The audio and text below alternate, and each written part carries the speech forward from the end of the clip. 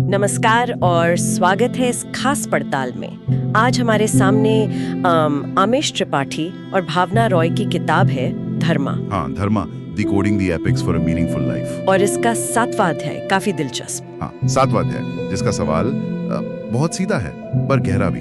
क्या हम सफल हो सकते हैं और फिर भी नैतिक बने रह सकते हैं? बिल्कुल। और ये सवाल मतलब किताब में जिक्र है कि एक नौजवान पूछता है अपने बड़ों से। और ये आज भी उतना ही, शायद ज्यादा ही जरूरी सवाल बन गया है ना? सही कहा। ऐसा एहसास होता है कई बार कि भाई अगर टॉप पर पहुंचना है तो कुछ तो मूल्यों से समझौता करना ही पड़ता है शायद। लगता तो ऐसा ही अक्सर। लेकिन ये स्रोत हमें फौरन एक कदम पीछे लेने को कहता है। पहले ये तो समझे कि हम किस तरह की सफलता की बात कर रहे हैं। अच्छा, मतलब सफलता की परिभाषा? हाँ, क्या ये सिर्फ बाहरी चीजें हैं, जैसे कितना पैसा है, क्या पद है, कितने लोग जानते हैं, या फिर इसमें कुछ और भी है, वो अंदर वाली शांति, संतुष्टि?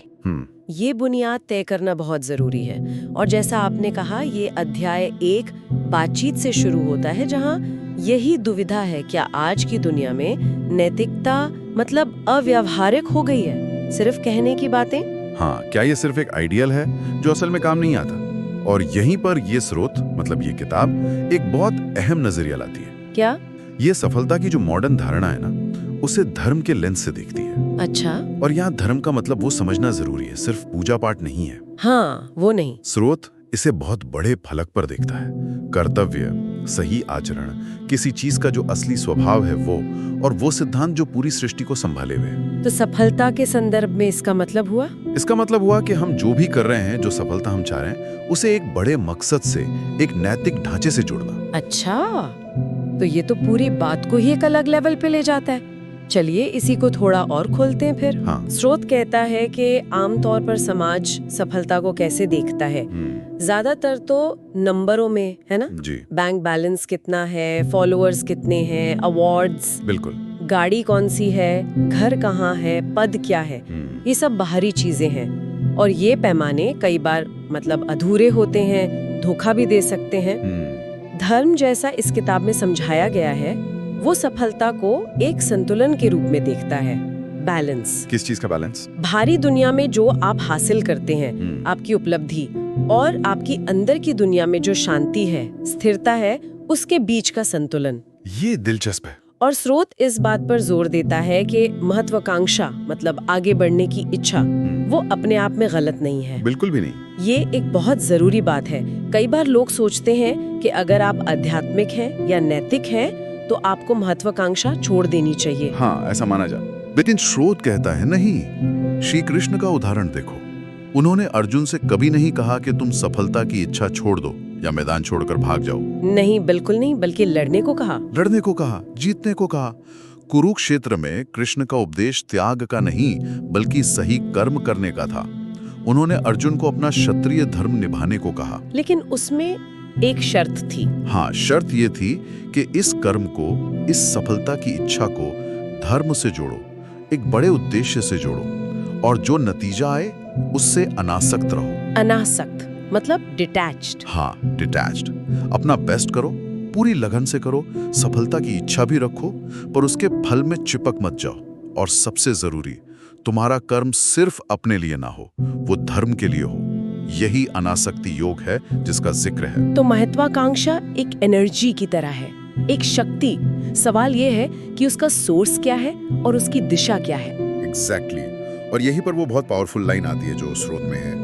इच्छा पवित्र है जब ये सृष्टि की सेवा करती है। इच्छा विनाशकारी हो जाती है जब ये केवल स्वयं की सेवा करती है। वाह, ये तो एक लाइन में पूरा सार है ना?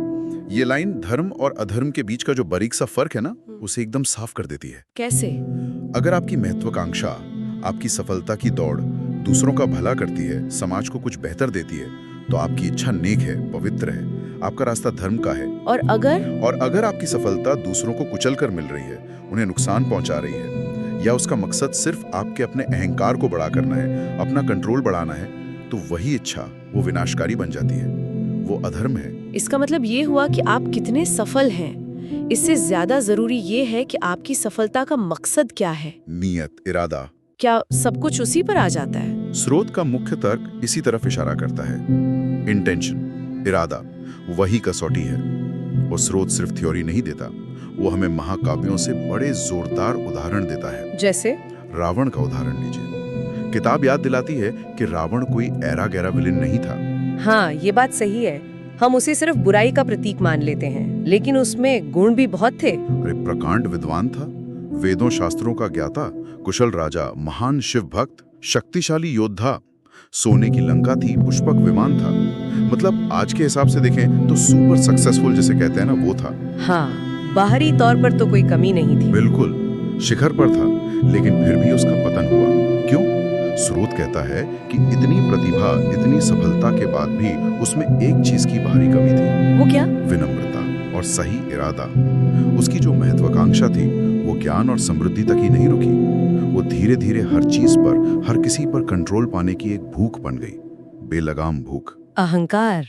हाँ, उसका मैं इतना बड़ा हो गया कि उसे दूसरों की इच्छाओं, उनके अधिकारों, उनकी भावनाओं की कोई कदर ही नहीं रही। सीता का हरण उसी अहंकार और कंट्रोल की जिद का नतीजा था। उसका इरादा सेवा का नहीं था, उसका इरादा था शासन करना, अपनी मर्जी थोपना, अपने अहंकार को तृप्त करना। और इसी इरादे ने उसकी सारी सफलता को जहरीला बना दिया। और आखिर में उसी के विनाश का कारण बना। बिल्कुल। तो बाहरी सफलता के बावजूद वो अंदर से खोखला था। अब इसके एकदम उलट स्रोत हमें श्री कृष्ण का उदाहरण देता है। हाँ, बिल्कुल कंट्रास्टिंग उदाहरण। कृष्ण भी राजा थे, रणनीतिकार थे, नेता थे। सफल तो वो भी हर पैमाने पर थे, महाभारत के युद्ध के सूत्रधार थे। लेकिन उनकी सफलता का रंग ढंग बिल्कुल अलग था। कैसे अलग था? स्रोत उन्हें ऐसे दिखाता है जिन्होंने अपनी अपार शक्ति और बुद्धि का इस्तेमाल कभी अपने लिए नहीं किया, अपने महिमा मंडन के लिए नहीं। उनका हर काम, चाहे वो गीता का उपदेश हो या द्वारका चलाना, वो धर्म की स्थापना और लोगों के भले के एक बड़े उद्देश्य से जुड़ा था। वो अनासक्त भाव वाली बात यहाँ भी आती है। बिल्कुल। वो अनासक्त कर्म के प्रतीक है, पूरी क्षमता से काम करना, लेकिन फल की चिंता किए बिना और व्यक्तिगत अहंकार से मुक्त होकर। वो चाहते तो खुद सम्राट बन सकते थे। हाँ, बन सकते थे। लेकिन उन्होंने अपनी सारी ऊर्जा लगाई धर्म के पक्ष को जिताने में, एक न्याय वाली व्यवस्था बनाने में। तो मतलब रावण और कृष्ण में जो असली फर्क था वो उनकी काबिलियत का नहीं था, नहीं, उनकी बुद्धि का नहीं था, नहीं, फर्क था नियत का, इरादे का। हाँ। कि वो अपनी ताकत का इस्तेमाल किस लिए कर रहे थे। अच्छा। किताब का निचोड़ यही है। रावण ने अपनी प्रतिभा का इस्तेमाल किया दूसरों पर कंट्रोल करने, अपनी इच्छाएं पूरी करने और अपना अहंकार बढ़ाने में।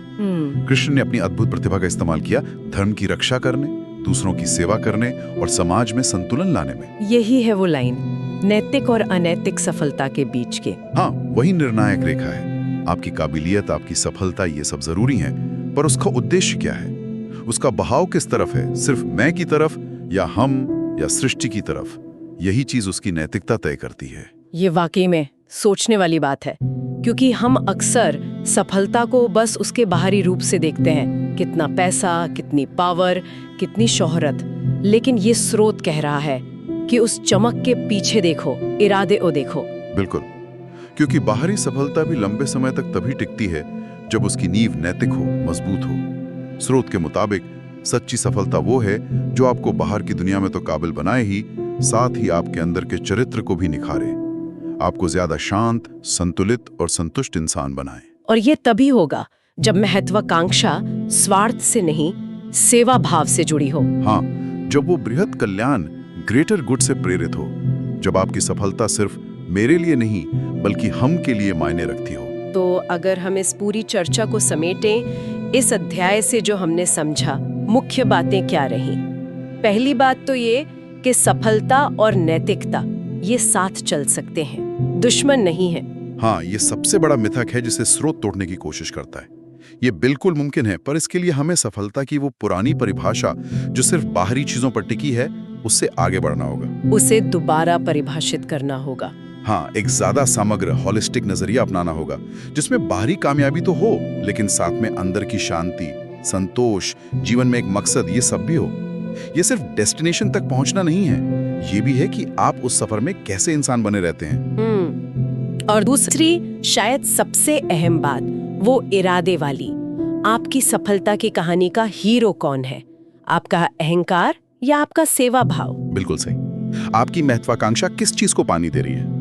क्या आपकी सफलता दूसरों के भले में कुछ जोड़ रही है, समाज को कुछ पॉजिटिव दे रही है, या वो सिर्फ आपकी अपनी भूख मिटाने का जरिया है, चाहे वो पैसे की भूख हो, पावर की या कंट्रोल की, भले ही कीमत कोई और चुकाए। एग्जैक्टली। रावण और कृष्ण के उदाहरण जिन्हें स्रोत ने इतने अच्छे से इस्तेमाल किया है, वो इसी फर्क को आईने की तरह साफ दिखाते हैं। हाँ, वो दिखाते हैं कि काबिलियत एक जैसी हो सकती है, लेकिन सिर्फ इरादे का फर्क एक को नीचे गिरा सकता है और दूसरे को पूजनीय बना सकता है। बिल्कुल। ये हमें अपने जीवन में अपनी सफलता की सोच पर, अपनी महत्वाकांक्षाओं पर दोबारा सोचने को मजबूर करता है कि हम क्या हासिल करना चाहते हैं और उससे भी जरूरी क्यों।